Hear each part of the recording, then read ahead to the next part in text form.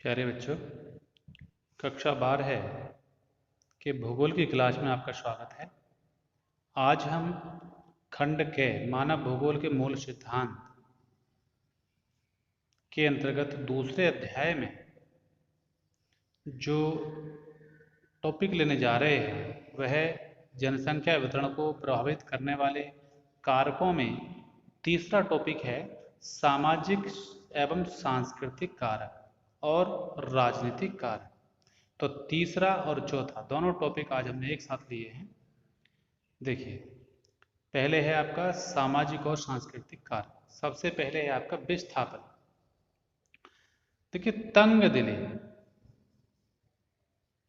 व छोटे छोटे मुद्दों से शुरू हुए धार्मिक झगड़ों के कारण कभी कभी धार्मिक व सांस्कृतिक समूह को एक स्थान से दूसरे स्थान पर चले जाने के लिए मजबूर किया जाता है। जब कभी कभी सांप्रदायिक दंगे फसाद ज़्यादा होने लगते हैं किसी स्थान पर, तो आदमी वहाँ उन लड़ाई झगड़ों से ऊब जाता है और इस स्थान को छोड़ करके दूसरी जगह जाने के लिए मजबूर हो जाता है। इसलिए यूरोप में अपने ऊपर होने वाले प्रतिदिन के अत्याचारों से तंग आकर बहुत से यहूदी धर्म के लोग यूरोपीय देशों को छोड़कर इजराइल में जा बसे। सन 1947 में अपने भारत में ये समस्या आई। 1947 में भारत के विभाजन के परिणामस्वरूप लाखों लोगों को देश के एक पार से देश के दूसरे पार विस्थापित होना पड़ा। उनको एक देश से दूसरे देश में जाकर शरण लेनी पड़ी। जम्मू कश्मीर में पाकिस्तान समर्थित आतंकवाद के कारण बड़ी संख्या में लोगों को अपना प्रदेश छोड़ना पड़ा। तो ये सारे ऐसी चीज़ें हैं, सारे ऐसी विवाद की जड़ है जिससे व्यक्ति एक दूसरे स्थान पर जाकर विस्थापन करने के लिए मजबूर हो जाता है। एक इसके अंतर्गत दूसरा है आपका श्रम का प्रयास। देखिए, आर्थिक कारकों से बहुत बड़ी संख्या में श्रमिक क्षेत्र से दूसरे क्षेत्र व एक प्रदेश से दूसरे प्रदेश को जाता है। मॉरिशस, फिजी, सेशेल्स आदि बहुत सारे ऐसे देश हैं, इनमें उत्तरी भारत का श्रम सैकड़ों वर्ष पहले इसी प्रकार पहुंचा है।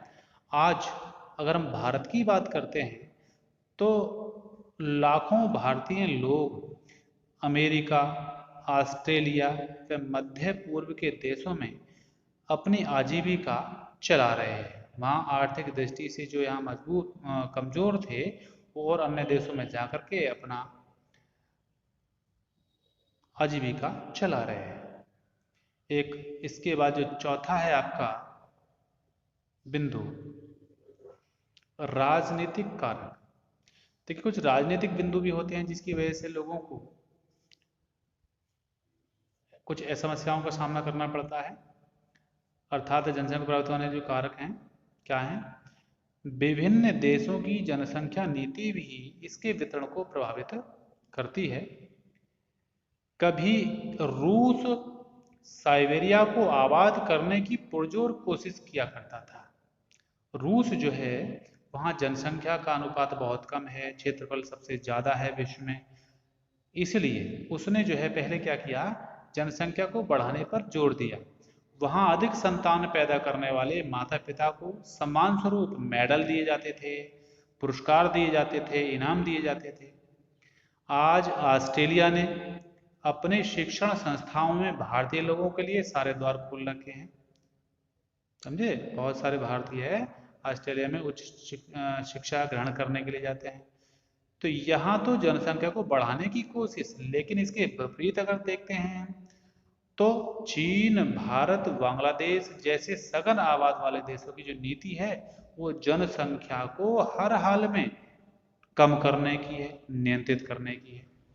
युद्धों में भी जनसंख्या बहुत कम होती है। पहले क्या होता था, एक देश से दूसरे देश का झगड़ा होता रहता, युद्ध होता रहता था।